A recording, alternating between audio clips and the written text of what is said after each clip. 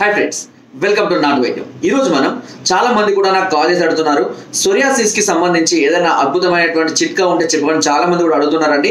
Psoriasis వల్ల చాలా మంది ఇబ్బంది పడుతున్నారు. ఇది ఒక రకమైనటువంటి స్కిన్ డిసీజే. ముఖ్యంగా ఈ స్కిన్ డిసీజ్ రావడానికి గల కారణాలు ఏంటి, దాన్ని క్యూర్ చేసుకోవడానికి కావాల్సినటువంటి జాగ్రత్తలు ఏంటి అనే వాటి గురించి ముందుగా తెలుసుకోవాలి.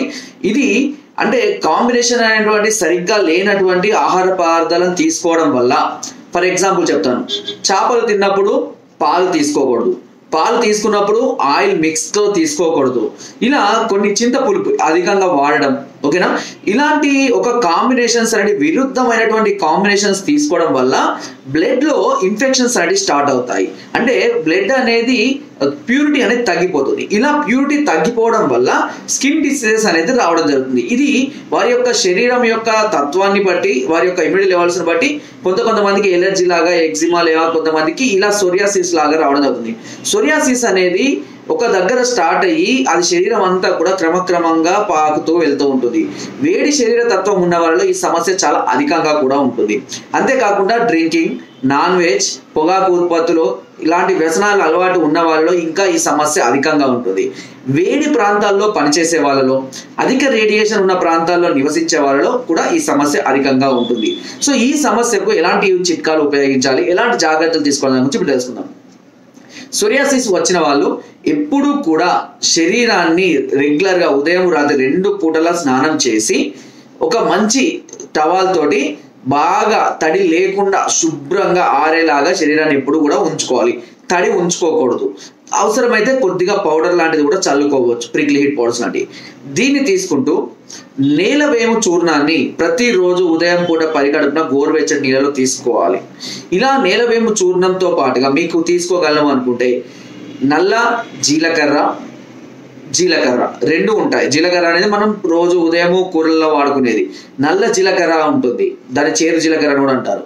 ఈ రెండింటిని కూడా దూరగా వేయించి పొడి చేసుకొని దీనిని ఉదయం ఆ పౌడర్ అంటే నేలవేము చూర్ణం చేసుకుంటూ రాత్రి ఈ చూర్ణాన్ని అన్నం తిన్న తర్వాత తీసుకోవాలి, రెండింటిని కలిపి.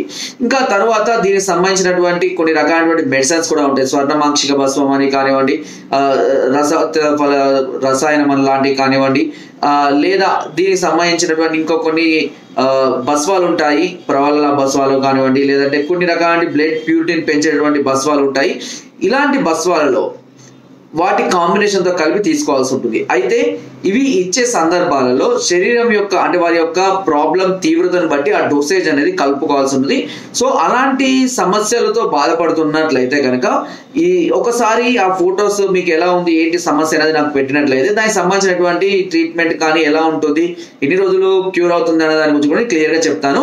అయితే సమస్య స్టార్టింగ్ లో ఉన్న వాళ్ళు ఇప్పుడు నేను చెప్పినట్టుగా నేలవేము చూర్ణము, జీలకర్ర వాడుకుంటూ శరీరాన్ని మంచిగా శుభ్రంగా ఉంచుకుంటూ నేను చెప్పినట్టుగా చేస్తున్నట్లయితే తప్పకుండా సోరియాసిస్ అనేది అదుపులోకి రావడం జరుగుతుంది. అండ్ ఈ సోరియాసిస్ సమస్య బాధపడేవారు నేను చెప్పినట్టుగా చింతపులుపు కానివ్వండి, నాన్ వెజ్ కానివ్వండి, డ్రింకింగ్, స్మోకింగ్, వేడి పదార్థాలు ఏవి కూడా నిషేధమే. ఓకే, అంటే ఏవి కూడా తీసుకోకూడదు.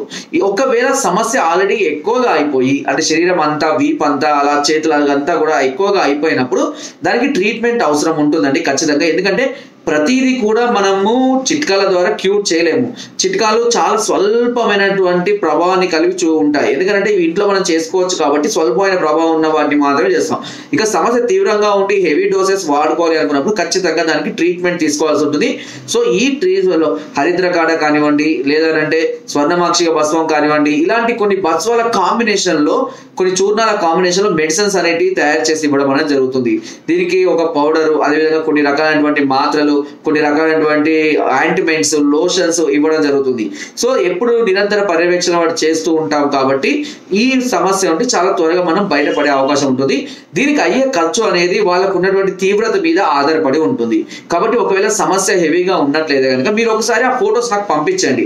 సమస్య ఎలా ఉంది, ఏ ప్రాంతంలో ఉంది అనేది ఒకసారి ఫోటో పంపించినట్లయితే దాని తీవ్రతను బట్టి ఎలాంటి ట్రీట్మెంట్ తీసుకోవాలి, ఎన్ని సంవత్సరాలు లేదా ఎన్ని నెలల్లో ఇది క్యూర్ అవుతుంది అన్న దాని గురించి నేను పూర్తి అవగాహన అనేది మీకు కల్పించాను. పంపించడం జరుగుతుంది. ఓకే, సో మీకు ఎలాంటి డౌట్స్ ఉన్నా లేదా మరే ఇతర సమస్యలతో దీర్ఘకాలికంగా మీరు బాధపడుతున్నా మమ్మల్ని సంప్రదించవచ్చు. దీని కొరకు పైన నెంబర్కి కింద స్క్రోల్ నెంబర్స్ కి ఫోన్ ద్వారా లేదా వాట్సాప్ ద్వారా లేదా కింద డిస్క్రిప్షన్ మా యొక్క అడ్రస్ కూడా నేరుగా వచ్చి మమ్మల్ని సంప్రదించి మీ అన్ని రకాల సమస్యలకు సలహాలని, సూచనలు, మెడిసిన్స్ కూడా పొందవచ్చు. ఒకవేళ మీరు రాలేని పరిస్థితులు ఉంటే మీ సమస్యను నాకు తెలియజేసి దానికి సంబంధించినటువంటి ఇమేజెస్ అని తెలియజేసి ఇంటి వద్దనే మీరు కొరియర్ ద్వారా మెడిసిన్ తెప్పించుకునే అవకాశాన్ని కూడా నాట్ వైజ్ ఛానల్ మీకు అందిస్తుంది. అంతేకాకుండా కింద డిస్క్రిప్షన్ లో మన యొక్క గ్రూప్ లింక్ కూడా ఉంటుంది. ఆ లింక్ ద్వారా జాయిన్ అవ్వండి. మరెన్నో అద్భుతమైన చిట్కాలు వచ్చి అందులో ఎప్పటికప్పుడు పొందుపరుస్తుంటాను. సో ఫ్రెండ్స్, నా వీడియో కనుక మీకు నచ్చినట్లయితే లైక్ చేయండి, షేర్ చేయండి అండ్ సబ్స్క్రైబ్ చేయడం మాత్రం అస్సలు మర్చిపోదు. చాలా మంది చూస్తున్నారు బట్ సబ్స్క్రైబ్ చేయలేదండి.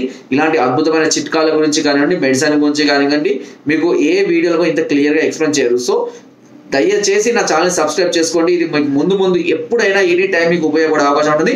దీనివల్ల మీకు ఎలాంటి నష్టం ఉండదు, బట్ అది నాకు చాలా యూస్ఫుల్ గా ఉంటుంది. లైక్ చేయండి, షేర్ చేయండి. దీనివల్ల మరింత సమస్యలతో బాధపడే వారికి ఈ వీడియో చేరువవుతుంది. Thank you.